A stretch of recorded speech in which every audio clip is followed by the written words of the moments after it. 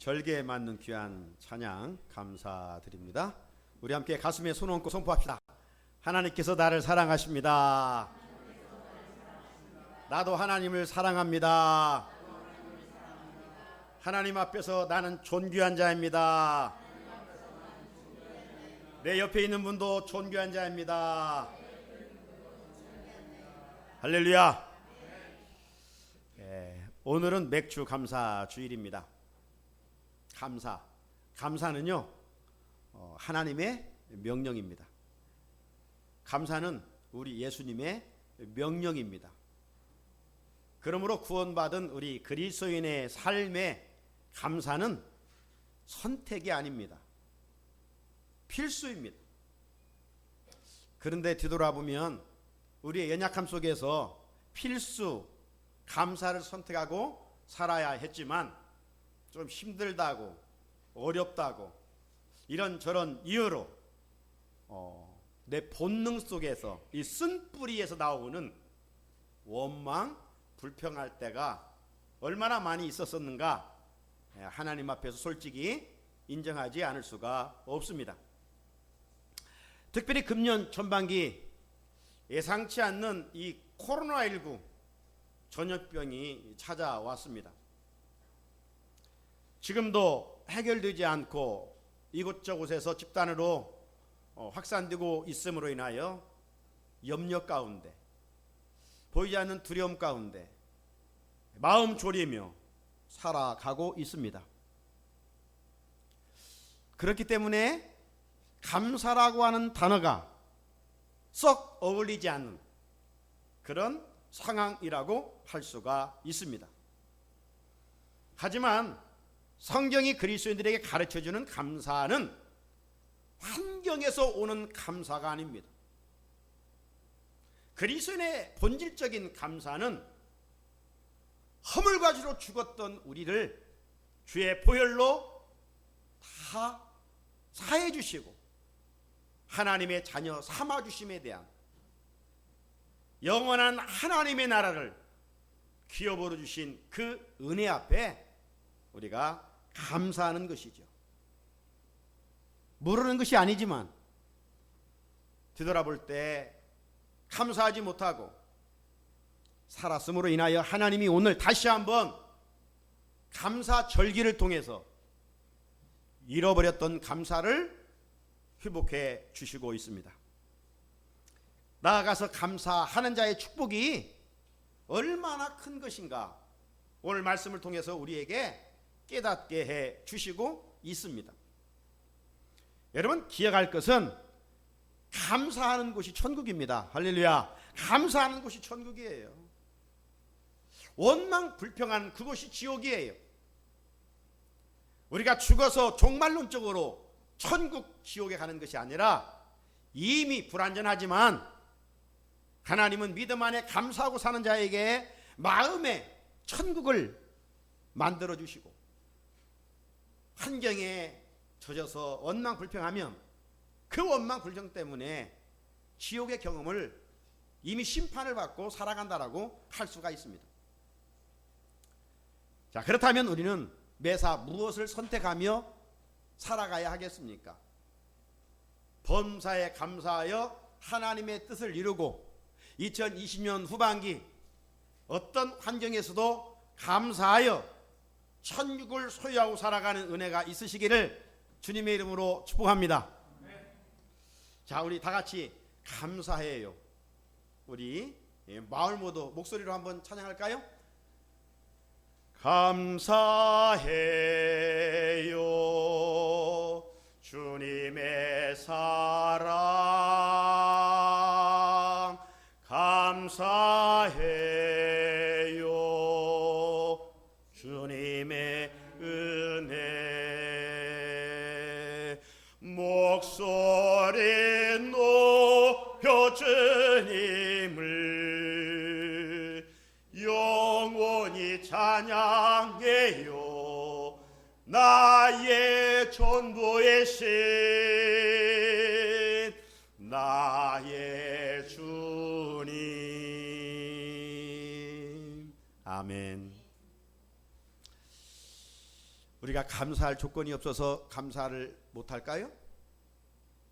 한번 돌이켜보면 지난 날보다 우리는 많은 것을 누리며 소유하며 살고 있습니다. 누가 그것을 부정할 수 있단 말입니까? 그러면 감사가 솟구쳐야 되지 않겠어요? 그런데 오늘날 많은 것을 소유하고 있음에도 불구하고 사람들의 마음에 어둠의 권세의 지배 속에 이 입술에 감사 대신 이 원망과 불평이 끊임없이 맺혀 있는 것을 볼 수가 있습니다. 불평과 불만은 더 심해짐으로 말미암아 오늘 현대인들이 심한 정신적 질환에 시달리며 살아가고 있습니다. 옛날에 환경이 더러워서 질병에 걸렸다면 요즘 얼마나 깨끗하고 청결합니까? 네? 제가 요즘 한강을 참 열심히 뛰어요. 가양대교까지 제가 뛰었다 오는데 화장실에 한번 들어가 보면 얼마나 깨끗한지 에어컨까지 탁 틀어져 있어요. 네? 정말 밥을 흘려도 주워 먹을 만큼 이렇게 깨끗해요. 그러면 사람이 건강해야지 않겠어요? 그런데 더 많은 질병에 오늘 현대인들이 시달리고 있다 이 말이에요. 그래서 어느 전문가는 이런 증상을 뭐라고 하느냐? 감사실종 증후군이다. 네? 감사실종 증후군이라고 얘기를 해요. 여러분, 감사를 잃어버리면 우리 마음에 미움이 생기고요. 이 미움은 원망과 불평으로 이어지게 되어 있습니다.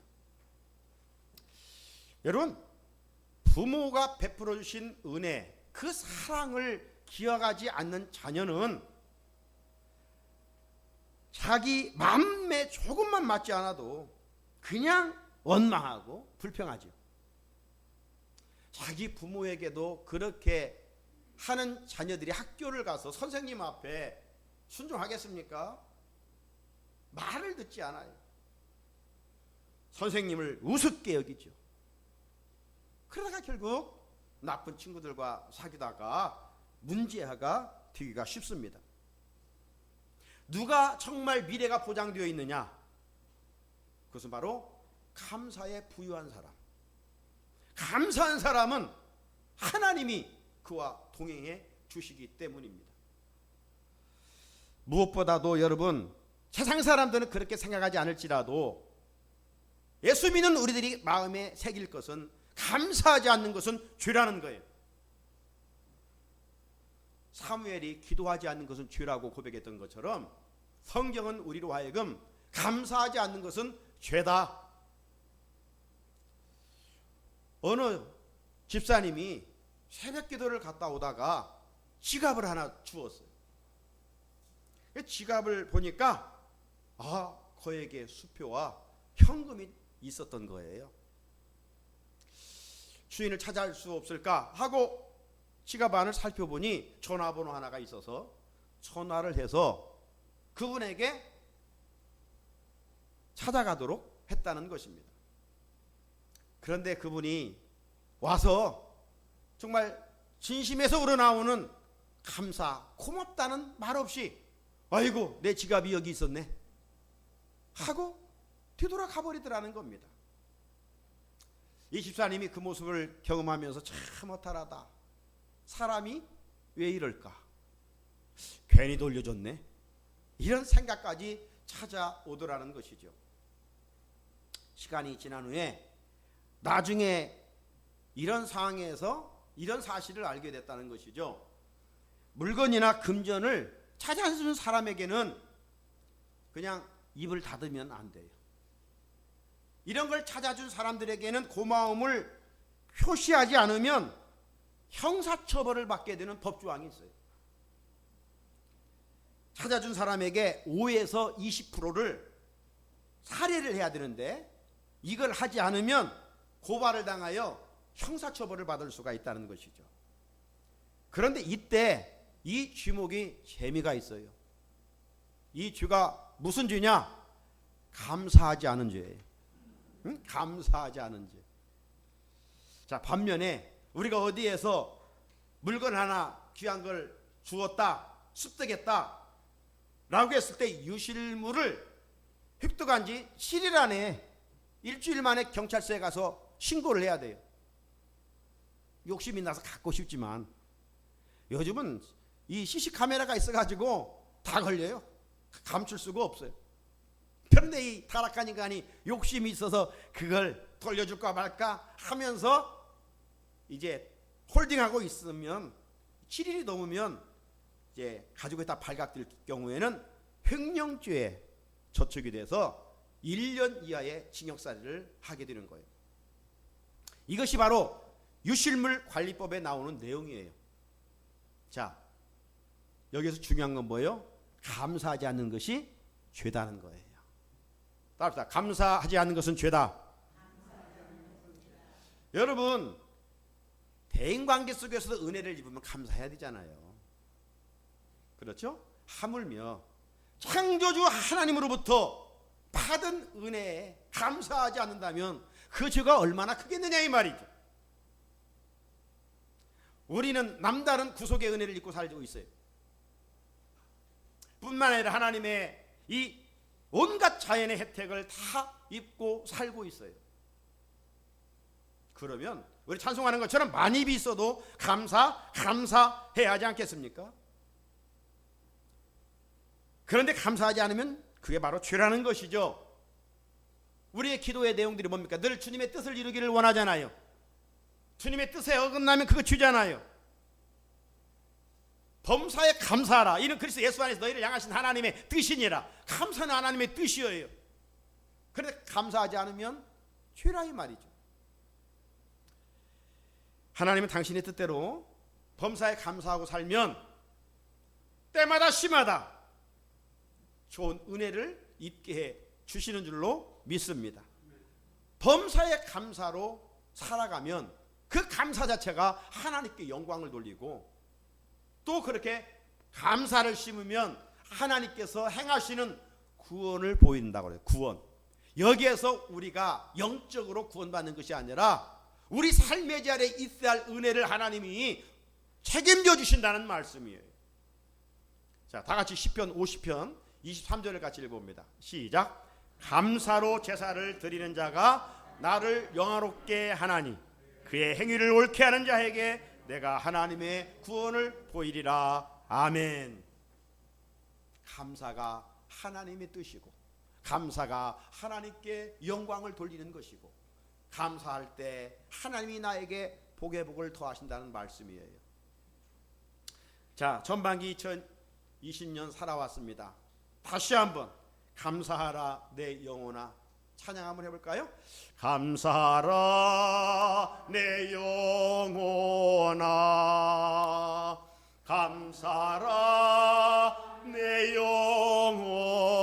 영혼아, 내 속에 있는 것들아 다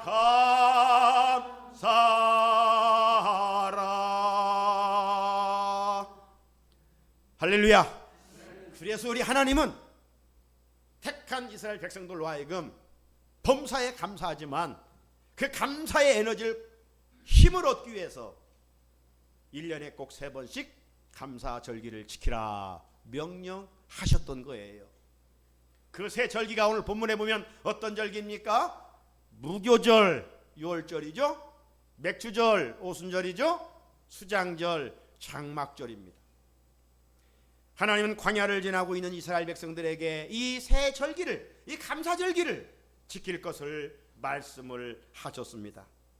그런데 오늘 이 본문 이 34장 말씀만 여기에서 이 말씀을 하신 것이 아니라 출애굽기 23장 14절로 17절에서도 이미 말씀을 하셨어요.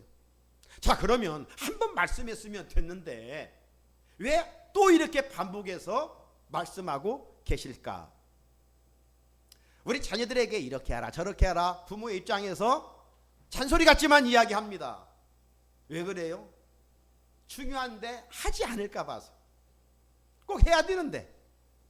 이런 것처럼 우리 하나님도 이 절기에 대해서 반복해서 말씀하신 것은 다른 게 아니라 벌써 타락한 인간이 감사해야 되는데 감사하지 않을 것을 알고 계셨기 때문에 감사해야 돼. 내가 베푼 은혜 잊지 말아야 돼. 이것을 말씀하고 있는 것입니다. 우리의 경험에서 한번 살펴보면 이 원망 불평은 오토매틱입니다. 우리는 좀만 힘들면 나도 모르는 사이에 원망 불평 누구 때문에 이게 나오잖아요. 반면에 하나님의 뜻, 이 감사는 우리가 의도적으로 노력하지 않으면, 의식하지 않으면 나오지 않아요. 그래서 하나님은 이 광야의 열악한 환경에서도 너희들 감사해 라고 명령하셨던 것이죠. 실상 여러분, 광야는 감사할 조건이 하나도 없는 거예요. 살 수 없는 곳인데 무슨 감사가 있습니까? 따라서 그리스도인의 감사는 환경을 초월한 감사임을 우리가 기억하게 되는 것이죠. 세상 사람들, 이방인들은 다 조건적인 감사합니다. 환경이 좋아지면, 내가 원했던 것이 이루어지면, 이건 1차적인 감사죠. 성숙한 그리스도인의 감사는 그럼에도 불구하고 그리 아니하실지라도 우리는 감사하는 것이죠. 우리는 그러니까 감사의 체질을 만들어야 돼요. 운동하는 사람이 운동을 하지 않으면 막 몸이 찌뿌둥해요. 이 체질화된 것이죠. 오늘 우리 그리스도인의 삶은 감사예요. 아침에도 감사, 점심에도 감사, 노래에 있듯이 저녁에도 감사, 막 감사하는 거예요. 힘들수록 어려울수록 우리는 감사를 막 의도적으로 하는 거예요. 그게 진정으로 성숙한 그리스도인이고 하나님의 역사를 경험할 수가 있는 거예요. 우리가 잘 알고 있는 구약에 다니엘이 있어요. 참 청소년기에 바벨론에 포로로 잡혀갔습니다. 왕족 귀족 출신이에요. 그래서 느부갓네살 왕이 이 바벨론에 문무를 훈련시키잖아요. 그런데 하나님 앞에 뜻을 전했던 다니엘은 내가 이 이방 왕들이 먹는 것으로 산의 진미로 내 몸을 더럽힐 수 없다. 이런 참 멋진 청소년이에요. 그런 다니엘 하나님이 유면하시겠습니까? 내 정권의 총리를 이어갑니다. 대단하잖아요. 그 다리오 왕 때입니다. 다리오 왕이 등극해가지고 총리를 3명을 세웠어요. 그리고 수백 명의 이제 고관들을 세워서 정치를 합니다. 그때 이 어떻게 보면 돌로운 굴이었던 다니엘이 으뜸가는 총리로 세웠어요. 그러니 이 바벨론 출신 총리 2명과 고관들이 배가 아픈 거예요. 굴러온 돌이 1등을 하고 있으니, 수석을 하고 있으니. 그래서 모함을 하잖아요. 그래서 다리오 왕을 찾아갑니다. 왕이시여, 30일 동안 기간을 정하고 다른 신에게 종교적인 행위를 하거나 다른 사람에게 절을 하면 사자굴에 던져버립시다. 다리오 왕이 다니엘을 얼마나 총애하고 있었는지 모르잖아요. 그런데 그게 다니엘을 모함하는 것인지 모르고 자기를 높이는 줄 알고, 그래? 그 좋은 생각이다. 그렇게 하라. 조서를 내렸어요. 알고 보니 다니엘을 모함하기 위함이었던 것이죠. 자, 이제 종교적인 행위를 하면 사자굴에 던져져 밥이 되는 겁니다. 그런데 우리가 잘 알고 있잖아요. 그런 위기 속에서 다니엘은 감사하며 기도했다는 겁니다. 기도하고 감사했다는 거예요. 다니엘서 6장 10절 같이 한번 읽어볼까요? 시작. 다니엘이 이 조서의 왕의 도장이 찍힌 것을 알고도 자기 집에 가서는 윗방에 올라가 예루살렘으로 향한 창문을 열고 전에 하던 대로 하루 3번씩 무릎을 꿇고 기도하며 그 하나님께 감사하였더라. 아멘. 여러분, 전에 하던 대로 다니엘은 감사와 기도가 체질화됐던 거예요. 종교적인 행위를 하면 사자굴에 던져집니다. 다니엘에게 생명이 2개입니까? 하나밖에 없어요. 사자굴에 던져졌을 때 한번 상상해 보십시오. 하지만 다니엘은 그것보다는 하나님을 섬기는 그 신앙의 지조가 아주 기초부터 잘 쌓였던 것이죠. 그래서 내가 죽을지언정 우상은 섬길 수 없다, 이런 신앙의 배짱을 가지고 있었던 것입니다. 결국 어떻게 됐어요? 사자굴에 던져졌지만 사자밥이 되었습니까? 굶주린 사자의 입을 하나님이 막아주신 줄로 믿습니다. 여러분, 그런 후에 삶의 자리에서 하나님이 행하시는 기적, 하나님이 행하시는 놀라운 것을 경험하며 살기를 원하십니까? 다른 게 아니에요. 어려울수록 힘들수록 원망 대신 감사의 능력을 겸비할 수 있기를 축복합니다. 특별히 우리는 감사하되 어떻게 감사합니까? 결과를 보고 감사해요. 후불 감사죠. 아, 하나님 이렇게 해주시면 내가 이렇게 하겠습니다. 후불 감사해요. 그런데 우리 감사의 모델이신 예수님은 선불 감사를 하셨어요. 먼저 감사를 하셨어요. 결과를 보지 않고. 이 감사가 정말 위대한 거예요. 여러분, 20년 후반기에 어떤 일이 있을 때 일을 맞춰주고 감사하지 말고 하나님이 이 문제를 해결해 줄 수 믿습니다. 먼저 감사를 선포해요. 나사로를 살릴 때 예수님이 그런 감사를 선포하셨거든요. 자, 요한복음 11장 41절 같이 읽어봅니다. 시작. 돌을 옮겨 놓으니 예수께서 눈을 들어 우러러 보시고 이르시되 아버지여, 내 말을 들으신 것을 감사하나이다. 아멘. 우리 같으면 어떻게 했어요? 나사로가 살아났으니 할렐루야 감사합니다. 예수님의 감사는 그것이 아니라 살리기 전에 먼저 하나님 내 기도를 들어줄 줄로 믿습니다. 감사합니다. 감사를 먼저 심었더니 결과는 이렇게 아름답게 맺어지게 된 것이죠. 자, 하나님은 오늘 본문에서 감사 절기를 지키되 강조하신 부분이 있어요. 자, 20절 끝에 빈손으로 내 얼굴을 보지 말지니라. 빈손으로 내 얼굴을 보지 말지니라. 앞에 이야기하고 있는 출애굽기 23장 15절에도 같은 말씀입니다. 빈손으로 내 앞에 나오지 말지니라. 여러분, 한번 생각해 보세요. 하나님은 창조주십니다. 모든 것의 주인이십니다. 모든 것을 가지신 분이십니다. 뭐가 부족해서 피조물에게 힘든데 여호와 앞에 감사절기를 지킬 때 빈손으로 내 앞에 나오지 말라고 말씀하셨을까요? 그것은 바로 우리 인간들이 이 세상에 살아가면서 물질의 최고의 가치를 두고 사는 것을 알았기 때문입니다. 그러잖아요. 이 물질 세계에서 물질의 가치를 우리는 인정합니다. 그래서 네가 정말로 은혜를 입고 나를 사랑하느냐? 그러면 너희가 최고의 지금 세상에서 가치를 두고 있는 그 물질을 구별하여 하나님께 한번 드려봐라. 그거예요. 우리 예수님도 그런 말씀을 하셨어요. 마태복음 6장 21절에서 네 보물이 있는 그곳에는 네 마음도 있느니라. 마음이 있으면 물질은 흘러가게 돼 있어요. 마음이 없는데 입에 칭찬이 있을 수 있습니까? 마음이 없는데 지갑이 열릴 수가 있습니까? 아니죠. 누군가를 사랑하는 마음이 있으면 주어진 물질로 그를 섬기게 되는 것이죠. 이처럼 우리가 진실로 하나님을 사랑한다면 물질의 주인이신 하나님께 감사한 마음을 담아서 정성으로 드릴 수 있다는 겁니다. 하나님은 우리가 흉내내는 것을 싫어하십니다. 하나님은 최상급의 감사를 기뻐하십니다. 그게 하나님을 사랑하는 농도이기 때문에. 그래서 출애굽기 23장 19절이나 오늘 본문 뒤 26절에 보게 되면 네 토지에서 처음 거둔 열매 가장 좋은 것을 가져다가 너희 하나님 여호와 전에 드릴지냐 그랬어요. 그냥 아무 곡식 갖다 드리라고 하지 않았어요. 가장 좋은 것을 드리라는 거예요. 그러므로 이 말씀의 의미는 뭐예요? 우리가 하나님께 감사할 때 인색하거나 기계적으로 드려서는 안 된다는 것이죠. 하나님이 2020년 정말 애기치 않은 이런 상황 속에서 여기까지 인도해 주셨으니 하나님 감사합니다.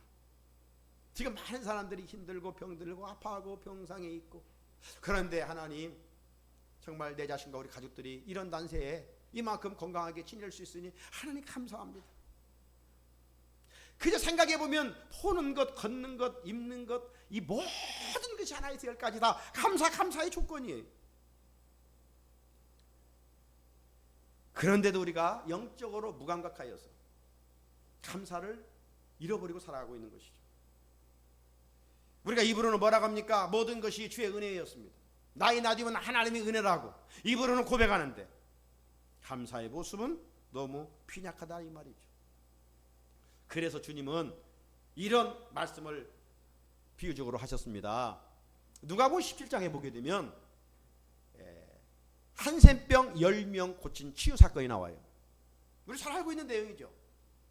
예수님께서 10명의 한센병을 다 고쳐주셨어요. 그런데 돌아와 감사한 자는 한 사람밖에 없었어요. 이 한 사람이 누굽니까? 유대인이 아니라 이방인이었어요. 사마리아인이었어요.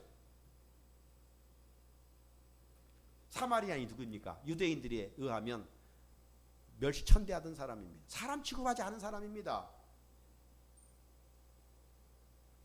개 취급한 사람입니다.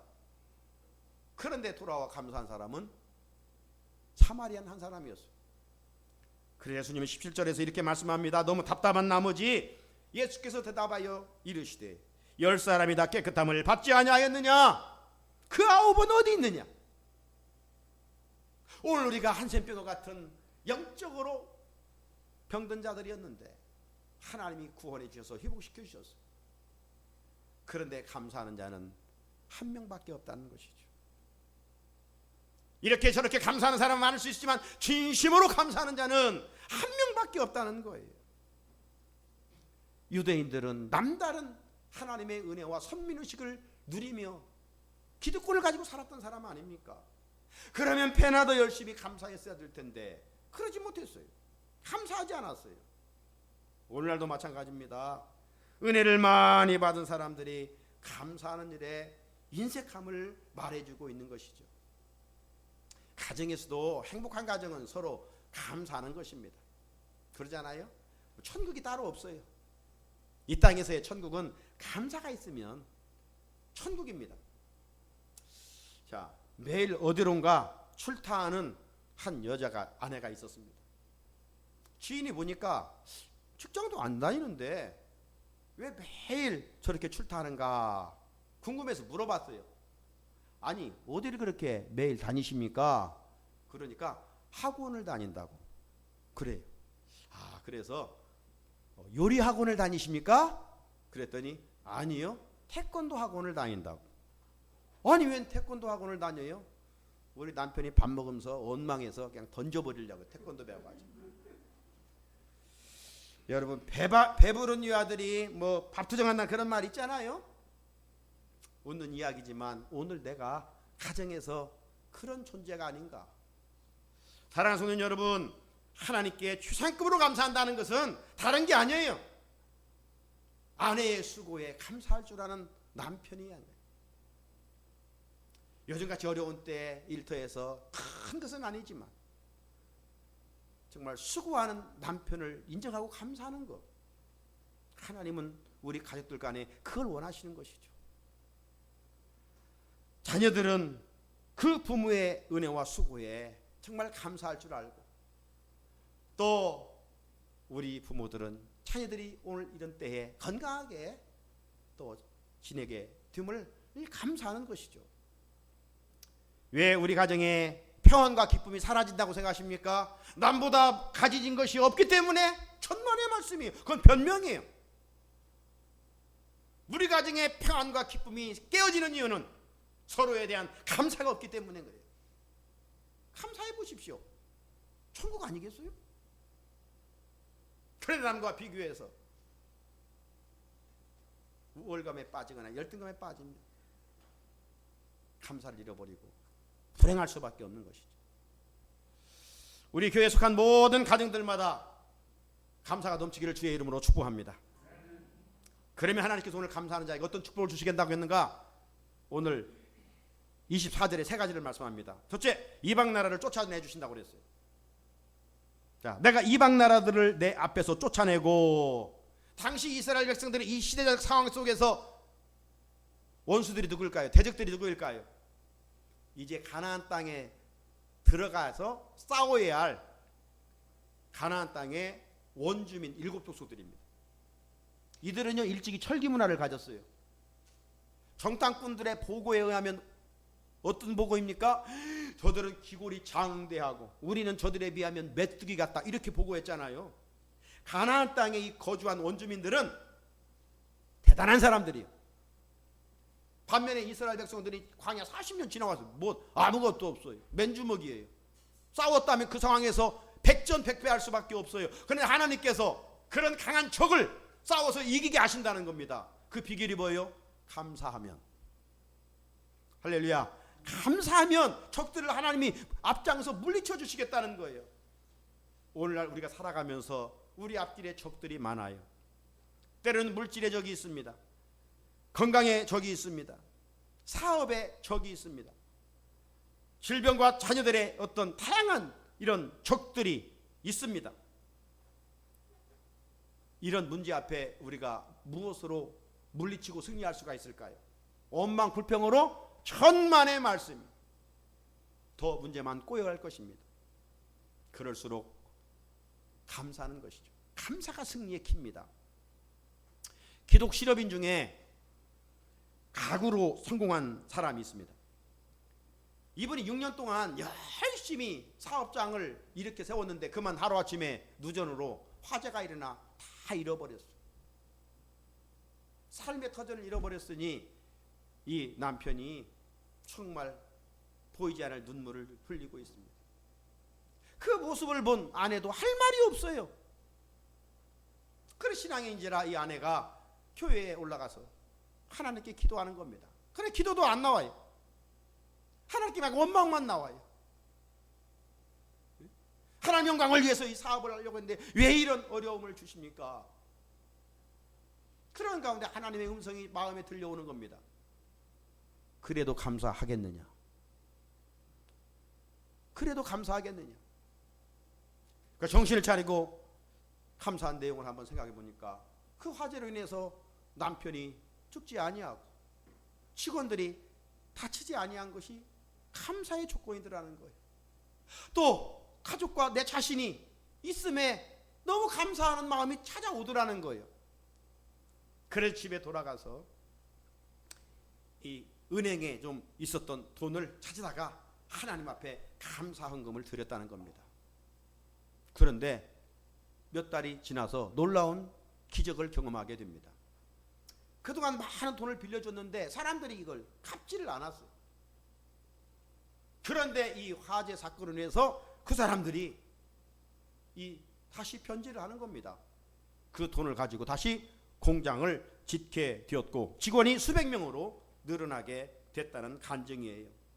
그래서 이 부부가 너무 감사해서 하나님께 보답하기 위하여 25인 차량을 구입하여 주일마다 교인들을 실어 나르는 봉사를 하고 있다는 것입니다.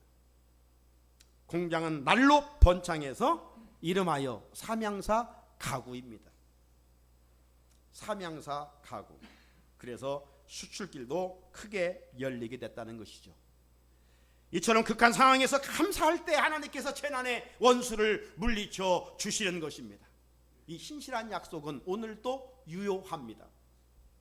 감사는 내 앞길에 적을 이기게 하는 줄로 믿습니다. 둘째는 지경을 넓혀주신다고 그랬어요. 24절에 네 지경을 넓히리니, 지경이 뭡니까? 땅의 경계입니다. 하나님께서 이스라엘 12지파가 가나안 땅에 갔을 때 인구수대로 땅을 다 분배했어요. 그래서 하나님이 약속하는 겁니다. 그렇게 이제 분배했지만 감사하는 지파에게는 땅을 더 넓혀주시겠다라고. 오늘날에도 이 말씀은 살아있습니다. 감사하는 자의 기업을 하나님께서 번성하게 해주시는 줄로 믿습니다. 감사하는 자손들을 하나님께서 형통하게 하시는 줄로 믿습니다. 감사하는 그 부모의 입술을 통하여 영향력 있는 가문으로 세워 가시는 줄로 믿습니다. 감사는요, 막힌 문을 열게 하시고 감사는 막혀있는 길을 열게 하는 능력의 원천입니다. 감사 기도하면 하늘문이 열려요. 그런데 원망 불평하면 축복의 문이 닫히고 마는 것입니다. 감사가 풍성하면 하는 일이 잘 돼 영역이 점점 더 넓어지는 은혜를 입게 되는 것입니다. 사랑하는 성도 여러분, 정말 우리가 모든 말씀을 실천해야 할 가장 기본되는 장소는 가정입니다. 가정에서 훈련되지 아니하면, 가정에서 실천하지 않으면 세상 나가서 할 수가 없어요. 부부간에 단점도 많지요. 지적질할 것 많지요. 지적해서는 고쳐지지도 않고 불행합니다. 스트레스만 쌓여갑니다. 그러므로 장점을 보시고 칭찬을 해야 되죠. 장점을 보고 잘하는 것을 보고 박수하고 격려하고 감사를 하십시오. 환경 보면 환경으로 만족할 수가 있겠어요, 우리 인간이? 전세 살면 내 집 하나 가지면 좋겠다, 그렇게 노래해봐서 내 집 가져보면 만족하던가요? 다음에 큰 집 비교하면서 또 언제 저거 가졌겠는가? 그러면서 만족이 없어요. 환경에 만족이 없어요. 그러므로 사랑하는 가족들과 함께 있음에 우리가 그 가치를 가지고 감사를 해야 돼요. 요즘처럼 직장 다니기 힘든 때 억지로 일하지 말고 정말 감사함으로 섬기는 것이죠. 매사 감사를 신고 살면 행복해지고 덤으로 하나님께서 감사할 일도 채워주십니다. 개인이나 가정이나 국가 공동체나 감사가 풍성할 때 약속대로 하나님께서 지경을 점점 더 넓혀주시는 줄로 믿습니다. 끝으로 땅을 탐내지 못하게 해주신다고 그랬어요. 24절에 아무도 네 땅을 탐내지 못하리라. 오늘 하나님께서 감사절기를 지키면 이제 모든 지방에 흩어진 사람들이 이 예루살렘 성전을 올라가야 돼요. 우리나라 배경으로 말하면 이제 서울로 다 올라와야 돼요. 광주에서도 부산에서도 강원도에서도 다 올라와야 돼요. 예루살렘으로. 자, 예루살렘으로 올라올 때 이제 각 가정에 남편들이 올라오는 겁니다. 이제 며칠씩 올라와야 되고 하나님께 감사 제사를 드리려면 지금 며칠새 집을 비워둬야 되잖아요. 그 집에는 지금 누가 있어요? 사랑하는 자녀들이 있어요. 연약한 아내가 있어요. 그래, 그때는 이 부족들의 다툼과 싸움이 많은 때예요. 물건을 뺏어가는 사람들이 많을 때예요. 그런 상황을 생각해 보면 지금 감사절기로 예루살렘을 지키러 올라가지만 얼마나 마음이 불안하겠어요. 얼마나 두렵겠어요. 누가 우리 자녀들을, 우리 아내를 잡아갈까? 자, 그런데 그때 하나님이 이 백성들에게 주신 말씀이 뭐예요? 네가 매년 3번씩 여호와 네 하나님을 비려고 올라갈 때 아무도 네 땅을 탐내지 못하리라. 하나님이 지켜주신다는 거예요. 여러분, 우리가 염려한다고 뭐 막을 수 있어요? 우리가 우리 집을 세우게 하여 아무리 애쓰고 힘쓴다고 우리 집이 세워져 가는가요? 나라의 군대가 강하다고 그 나라가 강성합니까? 아니요. 요즘 시편 말씀을 새벽마다 읽고 있는데 시편 127편 1절에 이런 말씀이 있죠. 우리가 잘 아는 말씀인데요. 여호와께서 집을 세우지 아니하시면 세우는 자의 수고 헛되고 여호와께 성을 지키지 아니하시면 파수꾼에 깨어있음이 헛되도다. 아무리 위험한 지경일지라도 하나님이 함께 하시고 지켜주시면 거기에 진정한 샬롬 평안이 임하는 줄로 믿습니다. 감사할 때 그런 은혜를 입는다는 겁니다. 말씀을 마칩니다. 사랑하는 성도 여러분, 우리가 오늘 주신 하나님의 말씀을 신뢰하고 감사를 풍성하게 심고 살면 복의 근원이신 하나님께서 풍성하게 채우신다는 약속입니다. 그런 의미에서 감사는 축복의 통로예요. 왜 하나님께서 그러므로 뭐 좋은 일이 있을 때만 감사가 아니라 범사에 감사라고 하시는지를 아시겠습니까? 따라서 감사절기는 하나님께 내 믿음을 보여드리고 삶의 자리에서 하나님의 도움을 입을 수 있는 은혜를 회복하는 기회입니다. 감사하는 곳이 천국인 줄로 믿습니다. 감사하는 곳이 성공입니다. 감사하는 곳이 행복이 있어요. 감사하는 곳이 축복이 있습니다. 원망 불평하는 곳에는 지옥이요 저주요 실패의 근원입니다. 그렇다면 이제 무엇을 2020년 후반기 선택하며 살겠습니까? 선택 후 그 결과는 각자의 몫입니다. 작은 일부터 감사하는 습관을 가져봅시다. 없는 것 가지고 불평하지 말고 주어진 것으로 하나님 감사합니다. 가족들 간에 서로 감사합니다 고백하며 살아갑시다. 고난 중에도 왜 감사합니까? 우리 하나님은 합력하여 손을 내시는 좋으신 하나님이시니까 고난을 고난으로만 끝나지 않게 하시고 고난 속에서 하나님의 임재를 경험하고 하나님의 하시는 일을 경험할 수 있기 때문에 우리는 믿음으로 바라보며 어떤 상황 속에서도 하나님 말씀 붙들고 감사를 실천합시다. 나아가 나 같은 주인 구원해 주시고 천국을 기업으로 보장해 주셨으니 얼마나 감사합니까? 우리가 이렇게 매일매일 감사하고 산호라면 우리의 감사를 받으시고 더 풍성한 감사의 조건으로 채워 주실 줄로 믿습니다. 하나님 아버지 감사합니다.